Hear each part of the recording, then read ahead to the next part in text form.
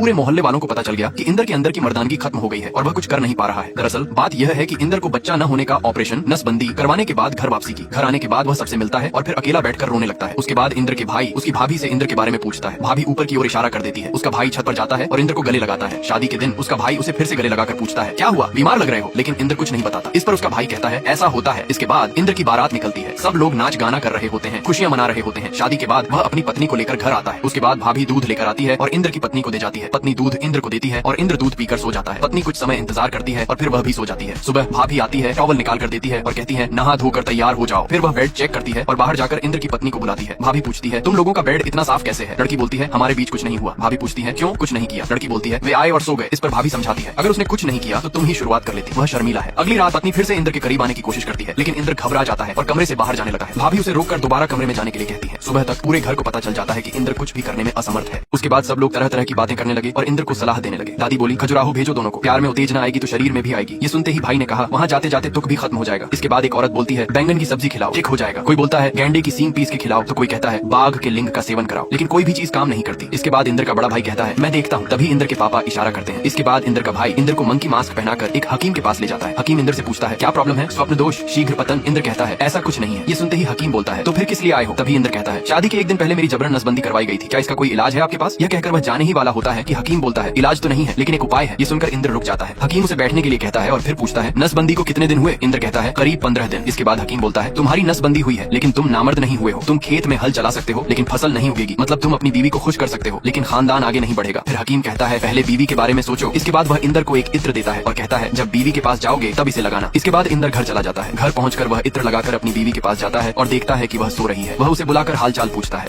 अब वे दोनों पूरी रात एक दूसरे के साथ बिस्तर पर रहते हैं। सुबह उठकर इंदर देखता है कि लड़की बहुत खुश दिखाई दे रही है। इसके बाद वे दोनों साथ में घूमने लगते हैं, मूवी वगैरह देखने जाते हैं और मस्ती करते हैं। कुछ समय बाद इंदर के शहर लौटने का समय आ जाता है। वह अपनी पत्नी से कहता है, मुझे भी तुम्हारी बहुत याद आएगी। जैसे ही छुट्टी मिलेगी मैं गाँव आ जाऊंगा। इसके बाद इंदौर शहर के लिए रवाना हो जाता है और लड़की उसे तब तक देखती रहती है जब तक वह नजरों से ओझल नहीं हो जाता। वहाँ पहुंचकर वह अपने दोस्त को मिठाई खिलाता है। कुछ दिन बाद इंदर अपनी पत्नी के लिए एक चिट्ठी लिखता है जिसे पढ़कर लड़की चौंक जाती है। इसके बाद कुछ समय बीतने के बाद लड़की भी इंदर के लिए एक चिट्ठी भेजती है। कुछ दिन और गुजर जाते हैं। एक दिन इंदर और उसका दोस्त फैक्ट्री से घर लौटे हैं। तभी दोस्त को इंदर के पिता की भेजी हुई एक चिट्ठी मिलती है। दोस्त चिट्ठी पढ़ता है जिसमें लिखा होता है कि इंदर की पत्नी गर्भवती है और वह दादा बनने वाले हैं। यह सुनते ही इंदर हैरान रह जाता है, जबकि उसका दोस्त चाचा बनने की खुशी में नाचने लगता है। लेकिन इंदर सदमे में आ जाता है। दोस्त उससे पूछता है, क्या हो गया, तुम इतने टेंशन में क्यों हो? ये कहकर वह इंदर को पकड़कर नाचने की कोशिश करता है, लेकिन इंदर उसे धक्का देकर जमीन पर गिरा देता है। दोस्त फिर पूछता है, क्या हुआ? इसके बाद इंदर अपने दोस्त को सारी सच्चाई बता देता है। ये सुनकर दोस्त भी हैरान रह जाता है और कहता है, इतना कुछ हो गया और हमें बताया भी नहीं बिटू। फिर वह इंदर की पत्नी की फोटो देखते हुए कहता है, फोटो में तो भाभी जी बहुत शरीफ लगी है। मकान मालिक औरत पर चिल्ला रहा था। तभी पास की एक लड़की आती है और वह लड़की मकान मालिक को किराए के पैसे दे देती है और कहती है, जितना बाकी है मैं अगले हफ्ते दे दूंगी। फिर वह लड़की घर में आती है और छोटी बच्ची से कहती है, प्लेट लेकर आओ, क्योंकि वह उनके लिए खाना लेकर आई थी। इसके बाद वह औरत अपने पिता के घर जाती है, लेकिन उसके पिता उसे अंदर नहीं आने देते। यह इसलिए हुआ क्योंकि उस औरत ने अपने परिवार की मर्जी के खिलाफ जाकर शादी की थी। अगले दिन वो औरत उस लड़की से रास्ते में मिलती है और औरत उस लड़की से कहती है, मुझे एक नौकरी चाहिए, क्या तुम मेरी मदद कर सकती हो? लड़की उसे एक दुकान में लेकर जाती है और वहाँ नौकरी दिलवा देती है। अगले दिन उसकी बेटी दुकान पर आ जाती है। वह उसे बाहर रुकने के लिए कहती है। काम खत्म करके बाहर आती है तो पता चलता है कि उसकी बेटी वहाँ नहीं है। तभी उसे एक फोन आता है और वह घबरा जाती है क्योंकि उसकी बेटी को एक आदमी ने उठा लिया था। ये वही आदमी था जिससे उन्होंने कर्ज लिया था। इसके बाद वह लड़की उस आदमी के पास जाती है और कहती है, मेरी बेटी को छोड़ दो, मैं तुम्हें पैसे दे दूंगी। लेकिन वह आदमी नहीं मानता। वह औरत घर आकर छत पर खड़ी होकर रो रही होती है। तभी पास की वही लड़की आती है और कहती है, तुम्हारी बेटी मिल जाएगी। वह औरत कहती है, मैं इतनी बड़ी रकम कहाँ से लाऊंगी? लड़की जवाब देती है, तुम ला सकती हो। उसके बाद लड़की बोलती है, मैं कॉल सेंटर में काम नहीं करती, मैं एक कॉल गर्ल हूँ, मुझे अपने परिवार के लिए यह सब करना पड़ा, तुम भी कर सकती हो। अगले दिन वह औरत कॉल गर्ल बनने के लिए तैयार हो जाती है और वह लड़की उसे अच्छे से तैयार करती है। उसके बाद वह लड़की रेडी होने के लिए उसे कपड़े लाकर देती है और कहती है, मैंने कुमार का नंबर दे दिया है, वह तुम्हें कॉल करेगा। दरअसल कुमार एक ब्रोकर है जो लड़कियों को लड़कों से मिलवाता है। इसके बाद वह लड़की उसे समझाती है, कुछ नहीं होगा, अगर कोई प्रॉब्लम हो तो मुझे कॉल करना। इसके बाद वह औरत अच्छे से तैयार होती है। वह लड़की उसकी फोटो खींचकर कुमार को भेज देती है और कुमार उसे क्लाइंट को भेज देता है। क्लाइंट को लड़की पसंद आ जाती है और कुमार उसे कॉल करके लोकेशन बता देता है। वह औरत बताए गए स्थान पर पहुंच जाती है। थोड़ी देर बाद एक लाल रंग की कार वहां आती है और वह लड़की जाकर कार में बैठ जाती है। कार में बैठने के बाद वह लड़की देखती है कि अंदर एक दाढ़ी वाला खतरनाक आदमी बैठा हुआ है। उसे देखकर वह घबरा जाती है। वह आदमी उसे लेकर एक घर में जाता है। घर पहुंचने के बाद वह आदमी फ्रिज से शराब की बोतल निकालता है और पीने लगता है। यह देखकर लड़की और भी ज्यादा डरने लगती है। लड़की डर के मारे वॉशरूम जाने की इजाजत मांगती है। वह आदमी उसे अंदर जाने के लिए कहता है। लड़की वॉशरूम में जाकर दरवाजा लॉक कर लेती है और रोने लगती है। जब वह लड़की मुंह धो रही होती है तभी अचानक उसे अपनी सगाई की याद आती है। वह अपनी सगाई की अंगूठी उतारने लगती है, लेकिन गलती से वह अंगूठी गिर जाती है और बेसिन के नीचे चली जाती है। जब वह लड़की अंगूठी निकालने के लिए हाथ अंदर डालती है तो उसे कुछ अजीब महसूस होता है। बाहर निकालने पर वह देखती है कि यह किसी लड़की की कटी हुई उंगली है। यह देखकर वह डर जाती है। वह तुरंत अपनी दोस्त को कॉल करने की कोशिश करती है, लेकिन नेटवर्क नहीं होने के कारण कॉल नहीं लगती।